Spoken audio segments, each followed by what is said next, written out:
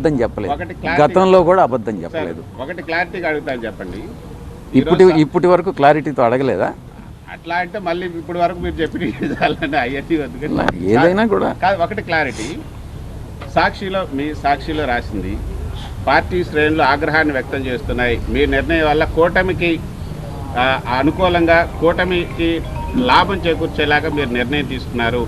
ఇప్పుడు పార్టీ కష్టాల్లో ఉన్నప్పుడు మీరు గలం ఇప్పాల్సినటువంటి సమయం వచ్చినప్పుడు మీరు ఈ నిర్ణయం తీసుకోవడం కూటమికి లాభం చేకూర్చడం అన్నది పార్టీ శ్రేణులకు ఆగ్రహాన్ని తెప్పిస్తున్నారు. సాక్షిలో రాశారు. ఎప్పుడు రాశారు? ఈరోజు. నేను ఇప్పుడే చెప్పాను, వైఎస్ఆర్సీపీకి ఉన్నటువంటి 11 మందితో తిరిగి రాజ్యసభకు నన్ను కానీ ఇంకెవరిని కానీ పంపించలేరు. అది కూటమికి వెళుతుంది సీటు. ఈ విషయం నాకు తెలుసు. నేనేమి తెలియకుండా రాజీనామా చేయలే. నేను అబద్ధం చెప్పను. దీనిలో బెనిఫిషియరీ ఎవరన్నానంటే కూటమే.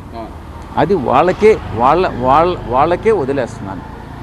ఏం చేయాలి, ఎవరిని సెలెక్ట్ చేసుకోవాలి, నా ఓన్లీ రిక్వెస్ట్ ఏందనంటే నాకన్నా ఇంకా కొంచెం విజ్ఞానవంతుడు, ఇంకా కెపాసిటీస్ ఎక్కువ ఉన్న అతన్ని కానీ తీసుకొస్తే అది ఏ పార్టీకి సంబంధించి అయినా అది రాష్ట్రానికి, దేశానికి ఉపయోగపడుతుందని మాత్రమే నేను చెప్పగలను.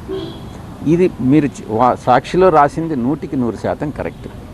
దీనివల్ల లబ్ధి పొందేటటువంటిది కూటమి నుంచి నేను ఏదన్నా డబ్బులు తీసుకున్నానని మీరు భావిస్తున్నారా? చెప్పండి. అదైనా కూడా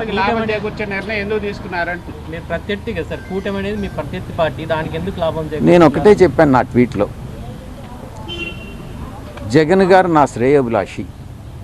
ఆ కుటుంబంతో నాకు 4 దశాబ్దాల సంబంధం ఉంది. చంద్రబాబు నాయుడు గారిని రాజకీయంగా నేను వ్యతిరేకించా.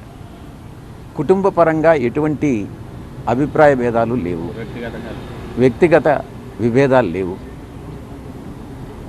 పవన్ కళ్యాణ్ గారితో నాకు చిరకాల స్నేహం ఉంది. ఈరోజు కాదు, చెన్నై రోజుల నుంచి ఉంది. ఇక ప్రత్యర్థి అంటున్నారు. దేంట్లో ప్రత్యర్థి? వీళ్ళందరూ కూడా నేను ప్రత్యర్థులుగా భావించట్లే. నాకు ఒక క్లారిటీ ఉంది. దేంట్లో నేను రాజకీయాల్లో ఎలా విభేదించాను, రాజకీయాలు మాత్రమే నేను విభేదించాను, వ్యక్తిగతంగా ఎక్కడ లేదు. ఇప్పుడు కృష్ణ అంటే ఆంధ్రజ్యోతిలో పనిచేస్తున్నాడు కాబట్టి ఆంధ్రజ్యోతి నాకు వ్యతిరేకంగా అబద్ధాలు రాస్తుంది కాబట్టి నేను, కానీ కృష్ణ పట్ల నాకేం వ్యక్తిగతంగా ఏం ఉండదే. ప్రొఫెషనే, వ్యక్తిగతమే.